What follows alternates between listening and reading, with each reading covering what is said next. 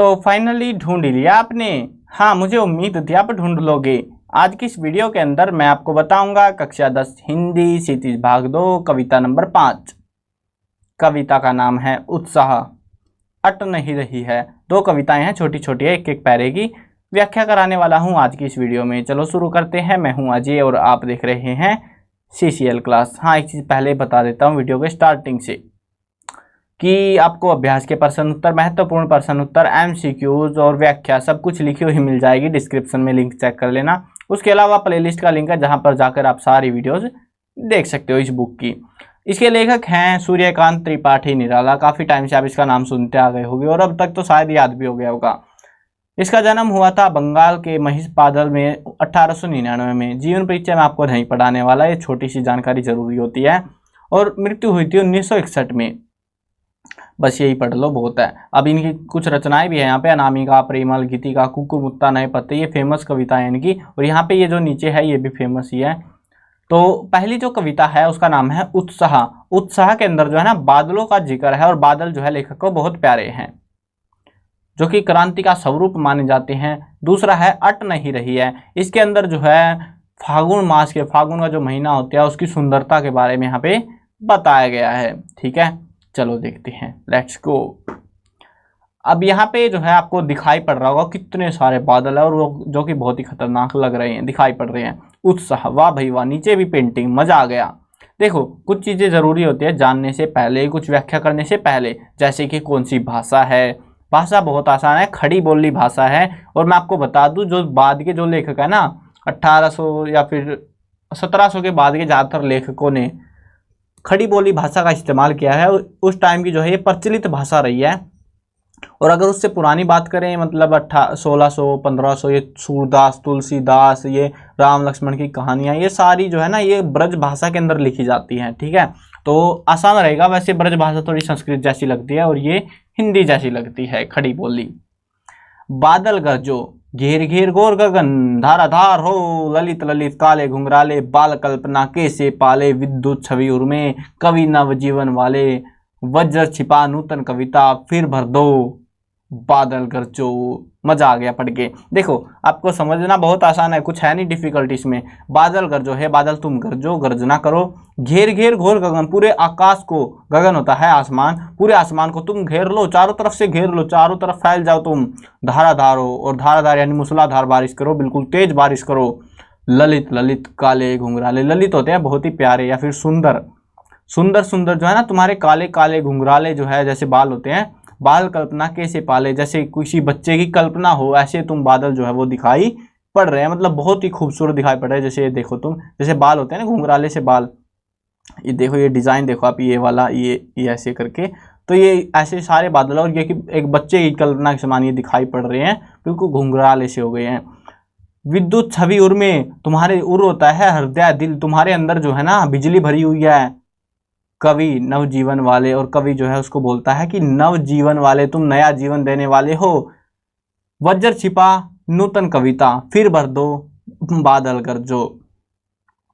न, हाँ ये तो हो गया ना। वज्र छिपा, वज्र होता है जो बिजली है, उसको छिपा लो, उसकी जरूरत नहीं है अभी, है ना, क्या करेंगे हम उसको। नूतन कविता, फिर भर दो, और तुम जो है, नूतन होती है नया, तो तुम जो है ना एक नया जो है नई कविता रच दो। या फिर मतलब जो जिनको इंतजार है बारिश का, जैसे कोई पेड़ पौधा हो गया, जो भी कुछ होने वाला है, तो उनको इंतजार रहता है, सब लोगों को इंतजार रहता है बारिश का।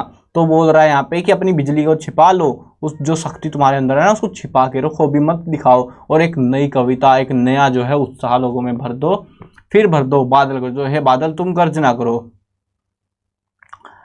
विकल विकल उन्मन थे उन्मन, विश्व के निदाद के सकल जन, आए अज्ञात दिशा से अनंत के घन, तपत धरा जल से फिर शीतल कर दो। ए बादल, बादल गरजो, वाह भाई वाह। देखो क्या है इसके अंदर, विकल विकल उन्मन थे उन्मन, विकल होते हैं व्याकुल, व्याकुल थे, उन्मन थे उन्मन, उन्मन होते हैं उदास। लोग जो है ना व्याकुल हो गए थे, उदास हो गए थे। ऐसा क्या हो गया भाई, मतलब व्याकुल भी और उदास भी दोनों एक साथ। विश्व के निदाद के सकल जन, विश्व के जो है पूरे दुनिया के जो है ना निदाद होती है, बिल्कुल गर्मी की जो होती है ना, मैक्सिमम जो गर्मी बोलते हैं, गर्मी का जो तापमान होता है, तो वो माहौल हो गया है कि सकल जन, मतलब जो धरती के जो प्राणी है वो गर्मी की वजह से तड़प रहे हैं, उदास और व्याकुल हो गए हैं कि बारिश हो जाए, थोड़ी ठंडक मिले, दिल को राहत मिले। और ये बोल रहा है कि बिजली मत गिराइयो, सिर्फ बरस जियो, और वो भी तेज वाला। आए अज्ञात दिशा से अनंत के घन, और फिर जो है अज्ञात दिशा से पता नहीं कहाँ से जो है अनंत के घन आ जाते हैं। अनंत ये क्या होता है? आसमान, ठीक है, आकाश जिसको बोलते हैं उसको अनंत बोला गया है। आए अज्ञात दिशा से अनंत के घन, आकाश के जो बादल है वो पता नहीं कौन सी दिशा से आ गए हैं, अज्ञात दिशा से वो आ गए हैं।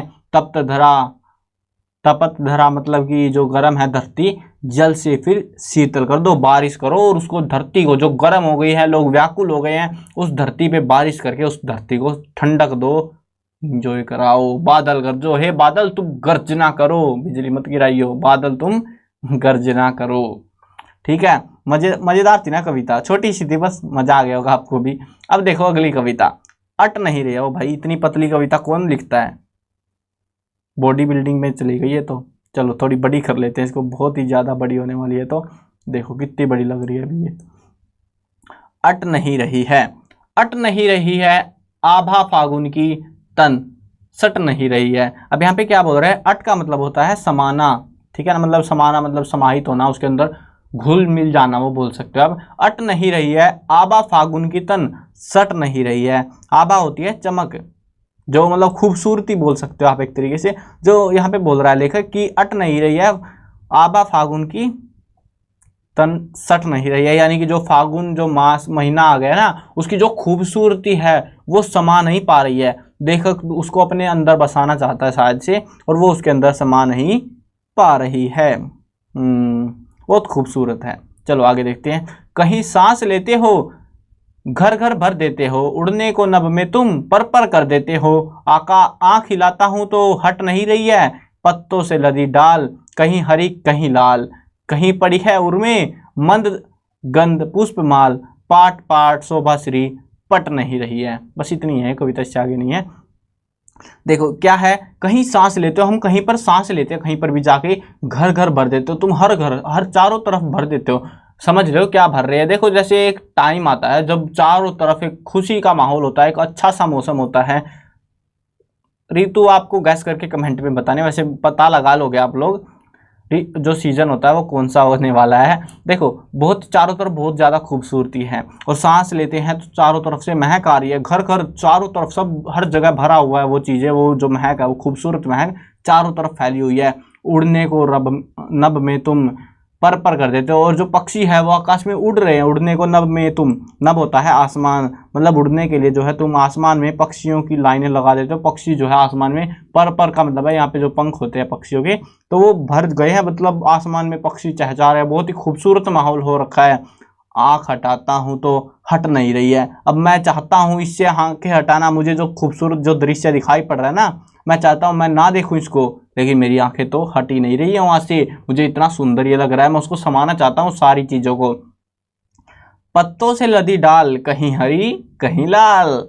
यहाँ पे क्या बोल रहा है? पत्तों से जो है डालियां लद गई है, बिल्कुल पता है कब आते हैं पत्ते, आपको भी पता होगा।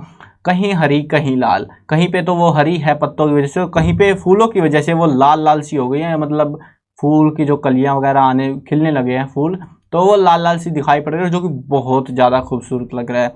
अब जैसी एक्सप्लेनेशन मैं आज तक समझ नहीं पाया, मतलब हम अगर बाहर निकल के देखते हैं उस टाइम पीरियड पे ऐसा कुछ अलग मिलता नहीं हमको। लेकिन यार ये कवियों को पता नहीं कहाँ पहाड़ों में बसे हुए, ये कोई बात नहीं, अच्छी लगती है पढ़ने में, तो मजा आना चाहिए। कहीं पड़ी है उर्मे मंद गंध पुष्पमाल, कहीं जो है पड़ी है, कहाँ पे पड़ी है?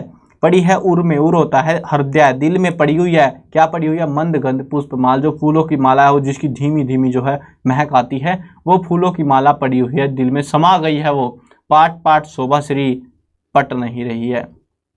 पाट पाट होता है जगह जगह, शोभा श्री मतलब जो सौंदर्य है, शोभा श्री सौंदर्य से भरपूर, उसको शोभा श्री बोलते हैं। मतलब बहुत ही खूबसूरत जो माहौल है वो उसका क्या हो रहा है, वो पट नहीं रहा। पट का मतलब समा नहीं पा रही है वो मेरे अंदर। मैं जो कुछ देख रहा हूँ, मैं चाहता हूँ मैं अपने दिल में बसा लूँ सारी चीज़ों को, लेकिन मैं इतना खूबसूरत मौसम है, इतना माहौल अच्छा है कि वो मेरे दिल के अंदर सारी की सारी वो सारी चीज़ें समा भी नहीं पा रही है। मैं चाहता हूँ आंखें हटाना, मैं अपनी आंखें भी उनसे नहीं फेर पा रहा हूँ, हटा नहीं पा रहा हूँ। ठीक है, और इसके बाद आते हैं आपके अभ्यास के प्रश्न उत्तर, जो कि आपको बाद में कराएंगे, मतलब अलग वीडियो में कराऊंगा मैं आपको ये अभ्यास के प्रश्न उत्तर। आई होप आपको समझ में तो आ गया हो। बहुत आसान कविता थी दोनों की दोनों। और हाँ, ये सीजन था आपका वसंत का। तो चलो वीडियो एंड करते हैं। मैं कवर करने वाला हूँ क्लास 6, 7, 8, 9, 10, 11 और 12th क्लास की सभी सब्जेक्ट की वीडियोस, हिंदी मीडियम और इंग्लिश मीडियम दोनों में होने वाली है। तो जरूर से सब्सक्राइब करो, साथ में घंटी दबाओ, ताकि कोई काम का अपडेट हो आपको देना हो तो बिल्कुल टाइम से मिल जाए।